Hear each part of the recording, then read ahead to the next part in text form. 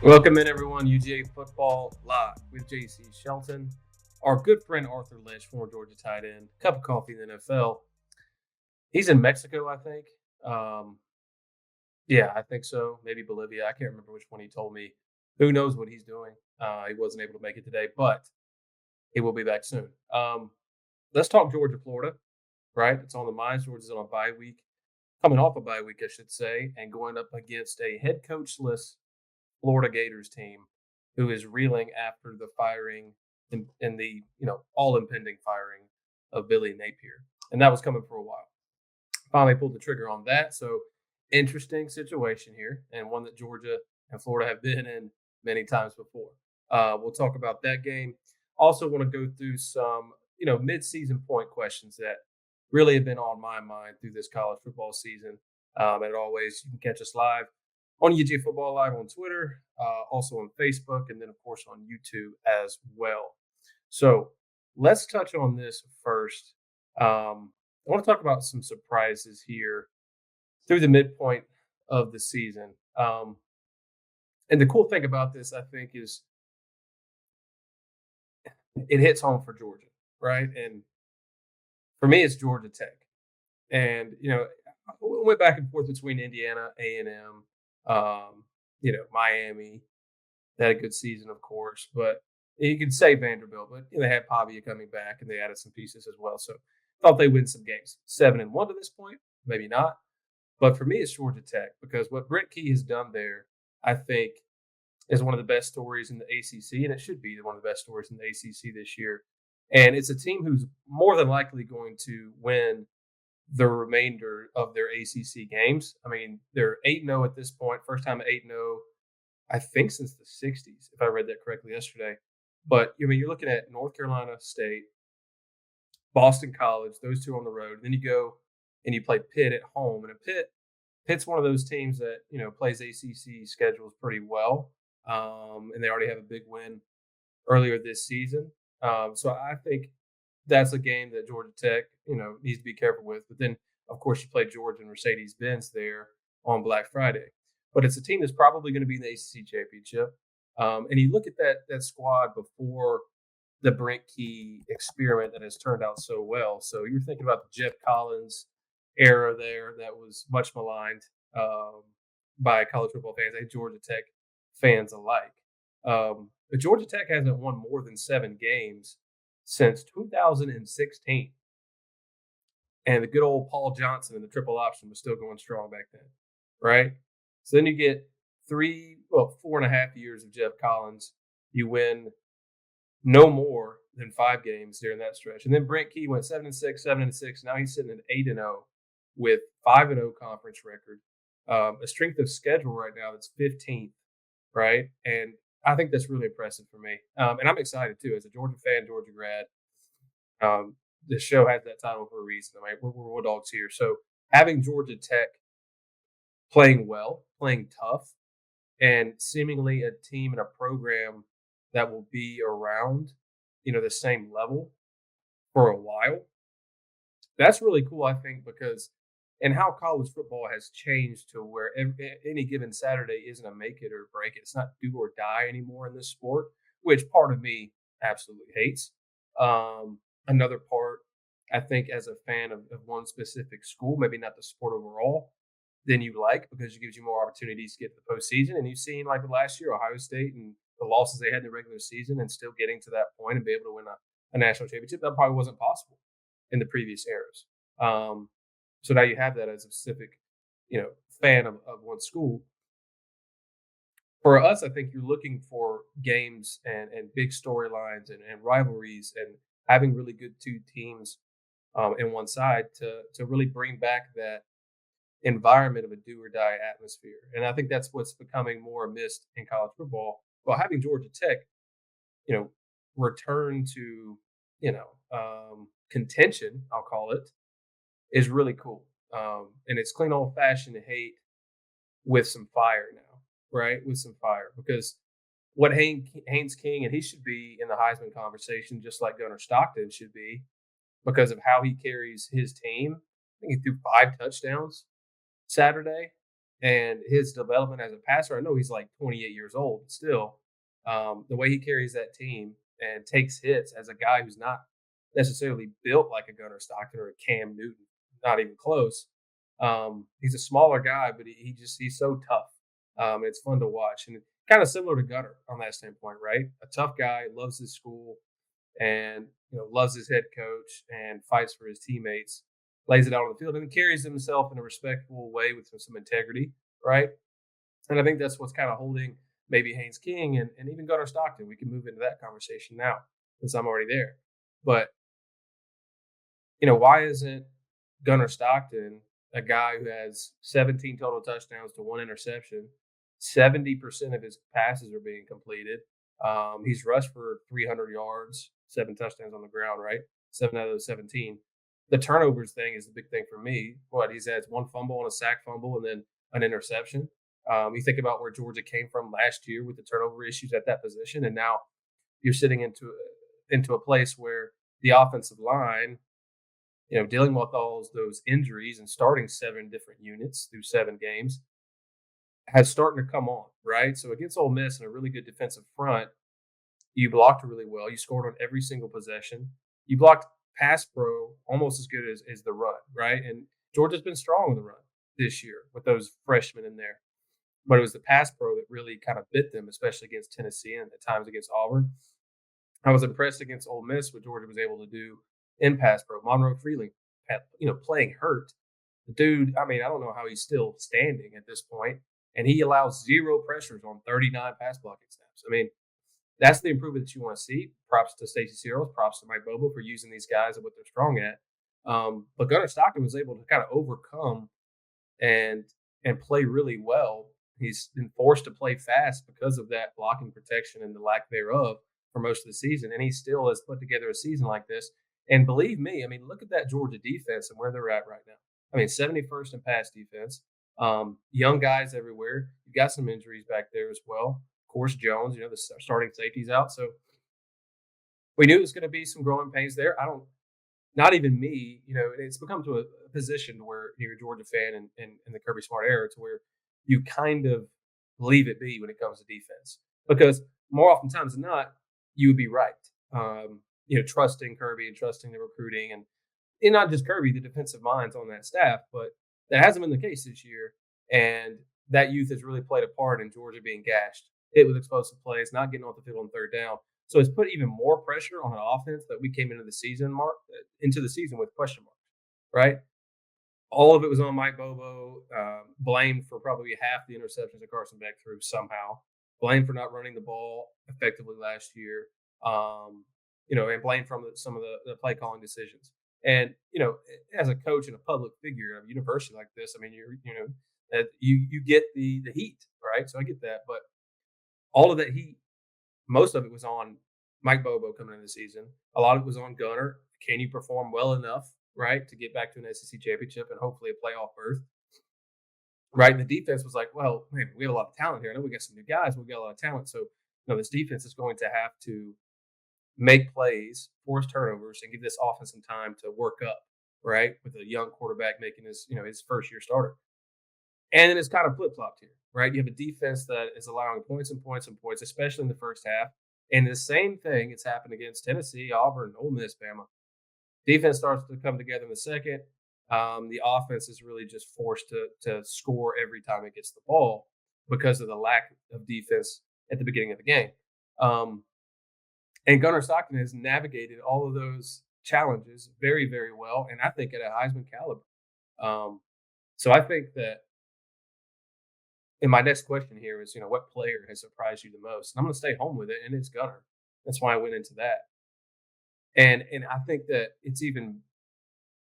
there's some silver lining here, I think, to how the season has went. And I mean to say that as the offensive line has clearly improved, and as those guys get healthy, let's say an Ernest Green, Monroe with a bye week 2, able to nurse those injuries a little bit more. A guy like Glover really having a strong season and a really strong game against Ole Miss coming into his own. And the tight ends, right? Oscar Delp, Lawson Lucky had 3 touchdowns the other day. Oscar Delp looks maybe in the best shape that we've seen in his career. Really good for him, and the NFL kind of calling his name soon. But the speed that he has shown, especially after the catch, he's the Georgia's best blocking tight end too. My Bobo's gotten those guys involved. Security blanket for Gunner. The receiving play has been so much better this year with Zachariah Branch. Noah Thomas does need to step up with Colby Young out. I was really appreciative of how Colby Young approached this season before he went out. That's really sad. He fractured that leg. But we need Noah Thomas to step up there. Dylan Bell has played really well. London Humphreys has been clutch when needed. So all those things considered, I think there's a run here where Gunnar Stockton actually plays better than he has, maybe more consistent. I know the highs have been really, really high against Tennessee and Ole Miss, but maybe a game like against Auburn or Bama, to where he just hasn't been as explosive. Maybe those things start to turn, and he's more consistently explosive, and really adds to the stat sheet as well on the way. And Georgia, of course, you're looking for wins. You need wins. I think Georgia runs the table here, gets to the SEC championship, win or loss there. Gunner should be in New York, and really make a case for him as a Heisman winner. And all things considered, it should be kind of an easier trek, I'm saying, in the second half of the season, with the other players really stepping up their play, and the coach is also learning about this team and how to use each other's strengths to the advantage. I want to move on to this really quickly. Is what about Gunnar Stockton makes him so special? And is he a real Heisman candidate? I think I answered the second question here, but I want to go into what makes him special. And the talent is obvious, right? You have a quarterback who is uber athletic, and he's that athletic that it doesn't appear to be, right? It's not like a Marcel Reed or a Lenora Sellers. When he gets off the bus, you're like, that dude is either the fastest player on the team or you're not going to be able to tackle him, right? And I think it's one of those things that Gunnar Stockton has really earned the respect of these defenses, putting the film he has out there, right? Deceptively fast, good in the pocket and laterally moving, and obviously he drops shoulders. He's not easy to bring down. So that's apparent. As a thrower, he's really grown. Accuracy, intermediate, sometimes short, right? That was his kind of Achilles heel. And I say that, not strongly, because he is a first-year starter, right? So he had limited snaps, and really Texas and Notre Dame last year is the only time we got to see him. That was his first two challenges, and they were not by any means perfect. Where he has grown, I think, is allowing plays to develop a little bit, and that's been really hard with the offensive line and not having much time to throw. But they've moved the pocket. They've done some things that way. They've thrown the extension of the run game with the screens to Zachariah Branch, which have been really, really successful this year. That has helped as well, I think, relieve some of that pressure off of Gunner when it does come time for him to have to sit in that pocket and throw. But his growth in the intermediate, I've been impressed with, getting those first downs, because that's first down territory, right? You can hit long balls all day. They're not going to be there all the time, right? Those are 50-50. You can keep launching them, man, but you have to move the sticks. And that's where the intermediate is really important. And I think having him improve there, I think all things considered, with his rushing talent, with his knack for making big plays when needed, that's the gamesmanship of Gunnar Stockton. I think all things considered, that's what makes him special. And then beyond, let's say, on the field and all the tools in his tool belt, this is every team looks for a QB that can transcend the program and its culture, right? And what Gunnar Stockton has done is amplified the hard-nosed, detailed, and explosive UGA that Kirby Smart has crafted over 10 seasons. And I think one of the biggest reasons he does this is how he carries himself. He's a country boy that obviously simply loves the University of Georgia. Has always wanted to be in this position, and he appreciates it, right? And all the things that come with that mindset, with integrity and the no nonsense approach to the game itself. Of course, he gets excited, but he's always looking at the next play, right? We still got a job to do, and I really appreciate that mindset. I think this really what this fan base appreciates too. And nationally, you might not catch on to that, but fans who have been invested in this program for a long time, I think they really, really appreciate that. And it's a little different than where we came from when you think of a Carson Beck and that run he had. Just different guys here, but I think this really fits for Georgia.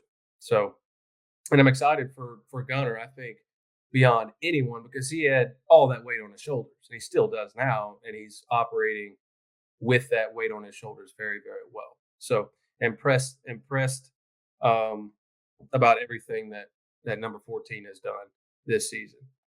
All right, so I want to go on this real quick. We'll get into some Florida talk here, but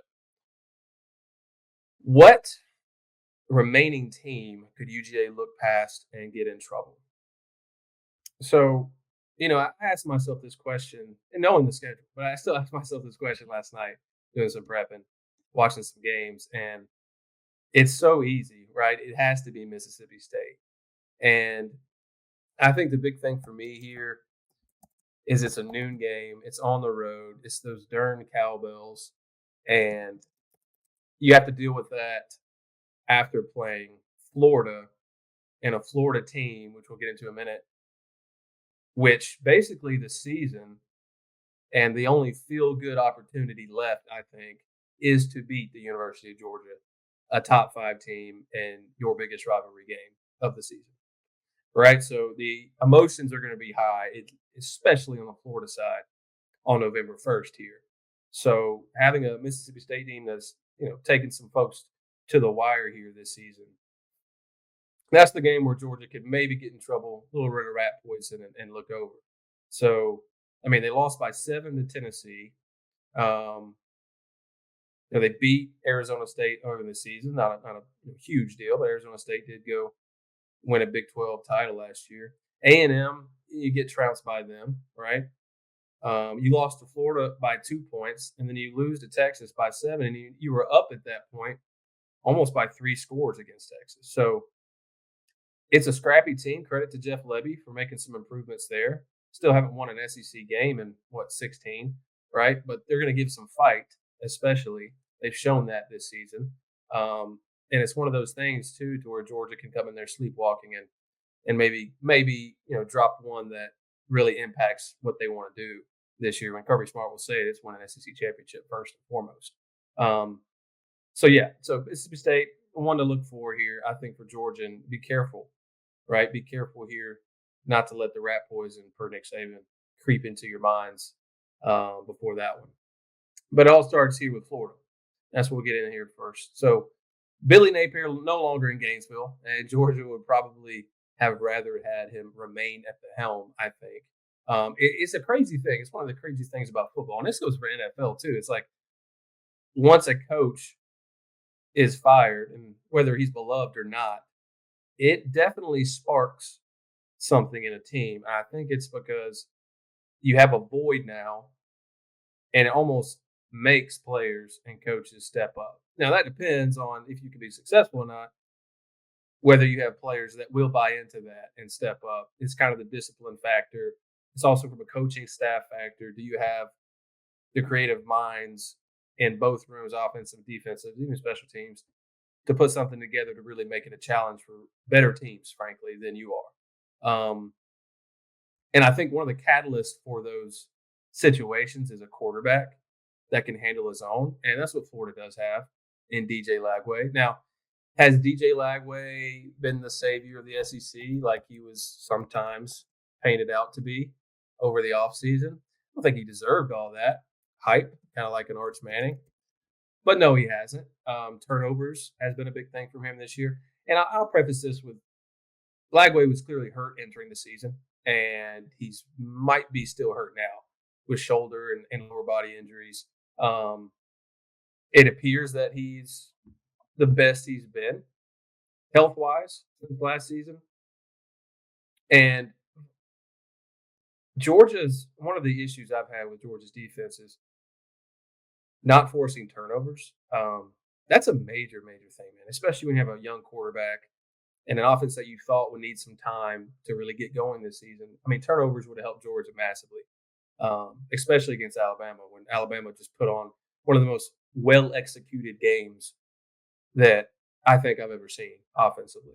And Georgia defensively, yeah, they had some say in that, of course. One thing you didn't do is force turnovers.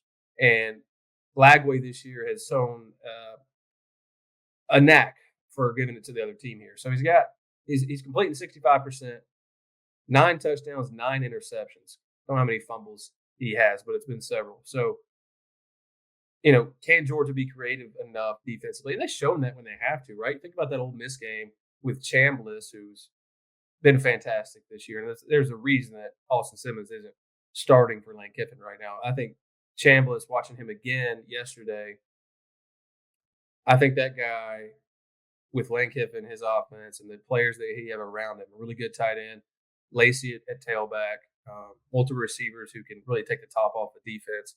I mean, that's a really dangerous offense. And Chambliss being the athletic dude he is with a good arm and very poised, I mean, that just makes it tough on people. And I think for Georgia, they really didn't make big changes there until the last 3 drives. Ole Miss got 12 yards, but they were swatched up. Sorry, they swapped coverages. And it was clear that Georgia was doing something differently back in the secondary to put some pressure on Chambliss to show him some different looks and make him think. Right, make him take a second to think and show him one thing. You're dropping in a different coverage. Give some time for your front seven to get there, to do what they do. That's been Georgia's thing. Don't get much pressure. They just don't. I don't know if they have the players or a lot of folks saying it's Glenn Schumann, and I'm not in that defensive staff room, so I don't know. And I'm no coach. I'm sitting here in front of a laptop. So I'm not sure exactly what's going on there, but it's clearly not working. But then again, when you most need it, Georgia's able to make some adjustments and force some bad plays. Now, if you do that against Lagway, I think hopefully earlier in the game and throughout the game, I think Georgia's going to come up with the football. Maybe once, hopefully, and maybe multiple times, right? Because DJ's thrown 2 interceptions against Mississippi State. And then, of course, against Louisiana State, he threw 5. And that's obviously a problem. And it's one that Georgia needs to take advantage of. Now, running the football, it's been tough sledding for Florida's offense, of course. I mean, they're 104th in scoring offense, 92nd in total, middle of the pack in rushing. What I think, and I think it's one of those situations where Georgia defense and these young guys can build some confidence that they can play a full game, right? Build some confidence because we all know that the first half Georgia to the second half Georgia defensively has been an incredible shift, and it's a trend because it happens almost every stinking game against guys, that have at least one 4-star on the roster. So the players know that too. And, it's up to Georgia's coaches to challenge them and also prepare them for success to change that. Because what is standing in front of you in your way to an SEC championship and a long playoff run? It is a defense that is absolutely porous for 95% of the game. And that's a huge risk. It's very risky to play that way. And beyond just setting your offense up for failure, you're setting your team up for failure. Because as soon as you play a team that's strong enough in all 3 phases, you're going to lose. And those games are probably going to come in championship games or a playoff game, maybe the national championship if you get there. So that's the thing that you want to see switched here. And you want to see some better play, both schematically, man on man, of course. Georgia's corners like Ellis Robinson he's getting baptized in the fire this year. And man to man, whether it be pass interference, is his Achilles heel obviously right now, but losing his feet in phase, you can see there's a lot of pressure he's put on himself as soon as that ball goes in the air where he might be in good position. But then he kind of freaks out, and it's usually it's either a catch or a pass interference and first down, whoever's playing against us. So you want to see some confidence built. I think this is an offense for Florida that Georgia can take advantage of, especially in obvious passing situations where Lagway's going to try to force one. Because, again, this Florida team, this is really it for them to have anything to grab onto, I think. Because, you get trounced by Miami, right? So this is, you beat Texas, which doesn't look great. as anymore, right? Still good for Florida because they're 3-4. But this is the thing that you can look back on a season where your head coach was fired to, hey, we still did this. And this is the top 10 team in blue chip ratio, by the way, folks. This is a talented team.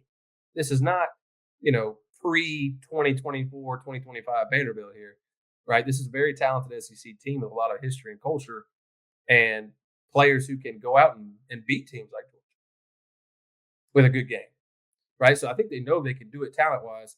It's about putting it on the field. And I think Georgia's going to get Florida's best game, at least best effort, right? So how does Georgia respond to that? That's going to be really interesting to watch. Defensively, you create some turnovers, and I don't think I'd be worried as a Georgia fan, because and a reason I say that too is you create some turnovers and give the ball back to an offense who is just clicking on all cylinders, and mainly here the run game, right? That's what if I had to pick one thing beyond Gunnar Stockton, or I really like Zachariah Branch in the screen game, that would be up there for me. How the tight ends, Lawson Luckley and Oscar Delp are playing, that would be up there. But number one, I think bar none for me, is the running game with Nate Frazier, Chauncey Bowens. Major props to him and Georgia finding him and getting him up to speed to play like he is. And it's still a kid, man. He's like 18, right? That's still a kid. And he has come on strong. Georgia's running for 190 yards per game after running for 124 last year. And that's all you heard Kirby Smart talk about in the offseason. Run the football, stop the run. They need to improve in both of those areas. They have. Defensively, it's the pass game that's really, really limiting Georgia's defense. But as far as stopping the run and running the ball on offense, you are better. And that's something to take away from it. But I don't know what position Georgia would be in without this run game, with Gunnar Stockton included, but also Nate Frazier and Chauncey Bowens and those guys back there. So I think, for Florida, that is their strong suit, which is stopping the run, top 35 in that category. 67th in passing, though. So I think you get that run game going, which it should. Georgia showed it can run the ball against Bama, against Tennessee, against Ole Miss. Those are good fronts. You ran the ball well against all of them. So that play action is going to open up. There's going to be spots for shots, and you have the players to go get it on the outside. I would love to see some C.J. Wiley step up too. I've heard some good things about the young former 4-star in practice. Getting some reps with the ones, less on the scout team. And again, you got Colby Young out. You guys got to step up here, and you're gonna have the guys on the outside. And Gunnar showed he can get it to you. So I think all things considered, I don't foresee a step back from Georgia's offense this week. Maybe even a step forward, and that says a lot coming from that Ole Miss game where you scored on every possession. It's all about the defense. It always will be for this team, I think. And this heart-wrenching team. I told my wife the other day, I was like, I hate this team and I love this team. This might be my favorite Georgia team that wasn't the 2021 Bulldogs, because it's just amazing. Because you sit there and you get down 15, 20 points in the first half. And like every Georgia fan who's watched the games this year, just like, okay, 85 Bears in the second half, right? And then boom, eventually that's how Georgia looks. It's the heart rate variation is crazy in these games. I know you guys feel the same way on that for sure. It's just amazing. I mean, it's incredible. And if Georgia wins something substantial this year, like an SEC title, gets in the playoff, maybe wins a couple games, heck, even an Natty, of course. I mean, it probably would be my favorite Georgia team of all time, all things considered. But little thing on Florida, right? So who's kind of running the ship for Florida? Let's talk about that real quick before we jump off. So Billy Napier's gone, right? So longtime wide receivers coach Billy Gonzalez, another Billy, interim head coach here. So he's in his third stint at UF. He coached under Mullen too in 2020. That was the last time Florida beat Georgia. I was at that game. It was horrendous. At OC, Russ Callaway will call plays. So he's a Coney County native. Got his coaching start under none other than Nick Saban. Also was OC quarterbacks coach for Samford back when they were putting up a bunch of points on folks. So that's who's going to kind of be running that offense for the Gators. They got 3 wins have come against Long Island, Texas, and Mississippi State. Lost to LSU by 10, Miami by 19, and A&M by 17. Those games were close at times, right? They didn't have enough fight and really execution to make it a game at the very end. But I think, again, Florida has a talent if they play really well and Georgia has an off day to make this really close, uncomfortably close. And knowing this Georgia team is probably going to be close, to be honest. Georgia's 7.5 point favorites here. So 7.5 in Jacksonville. And all in this, and that's the hard part. I think even betting Georgia. I don't bet Georgia. It's just it's too much. There's too much emotion in it. I think, and obviously considering how this team plays, I mean it's really tough. And you consider how Georgia has played and how close these games have been. I think with a week of rest and prep, just from a health standpoint, I like Georgia to play well and better on defense, from a health perspective too. And pass blocking, the offensive line, and getting some time to rest and recuperate there, and get some guys healthy. Man, they love to rotate, but it's hard to rotate when all your guys are hurt, obviously. So I mean, I do like I do like Georgia by 10 this week. So I think they will cover. Um, because of that reason. Really, health. The offense is cooking. The offensive line had a really good game last week, and then the defensively, I think this Florida offense, how they operate, DJ Lagway not being at his best and interception prone at times, I think that's good for a Georgia defense who's they're thirsty for some turnovers, man. They are, and I think Kirby Smart probably preaching that this week along with Glenn Schumann. So that's where we'll go. Georgia by 10, right? Moves on to Mississippi State next week at noon in Starkville. Let's pick some games here. So I'm gonna pick some 5 games here, and we'll close it out. All right. So Ohio State, Penn State, a game that preseason was going to be one of the best of the year, right? And then you have a James Franklin less Penn State Nittany Lions team with no Drew Aller, having to fight an Ohio State team that just rarely played with its food this year. Haven't really played anybody substantial other than Texas, and that was a squeaky win, first game of the year. Ohio State getting 20.5 points here in the shoe. That is a major spread.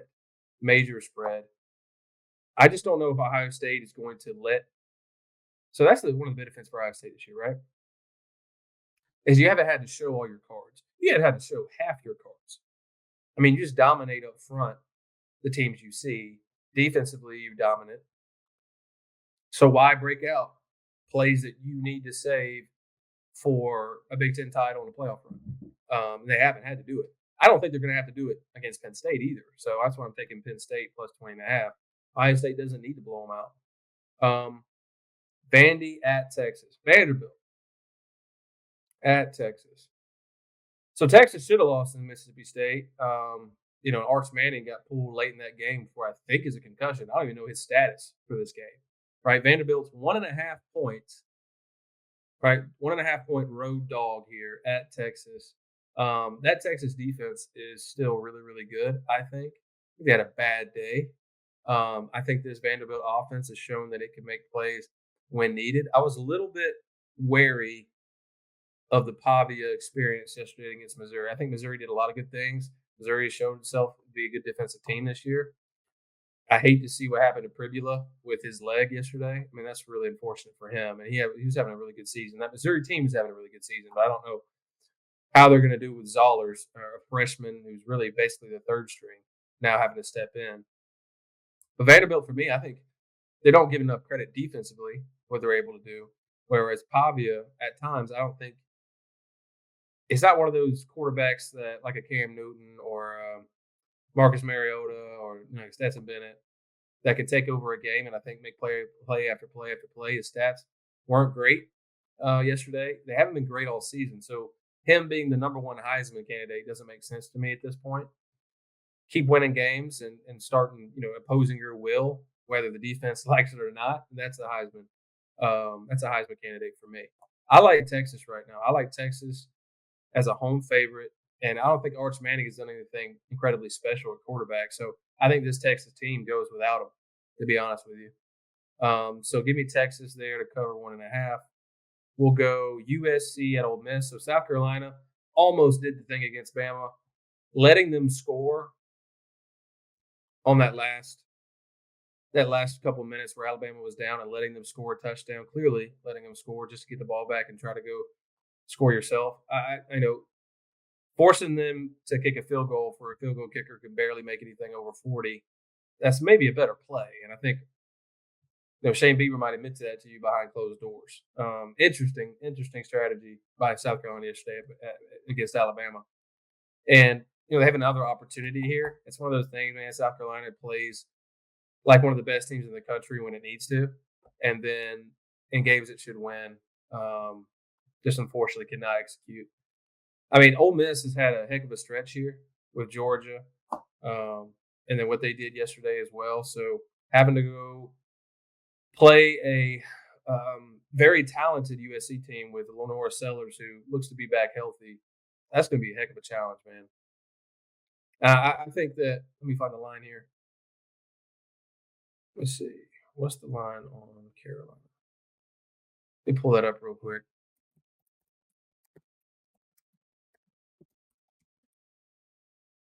Yeah, it's gonna be interesting to see what this is here. Let's see. Wow. Yep. All right. So Ole Miss is only a 4.5 point favorite. Ooh. But that offense, man, I just don't know how you stop it. Even with a good front, right? They can do so many things. They spread you out so well. Give me Ole Miss. Give me Ole Miss. I want really bad to take Carolina. I do. But I just the way that Ole Miss offense executes, it's just pressure on you for 60 minutes. And maybe South Carolina lasts in there for 45, but I don't know about 60. I don't know about 60. So another game here, two more. Oklahoma at Tennessee.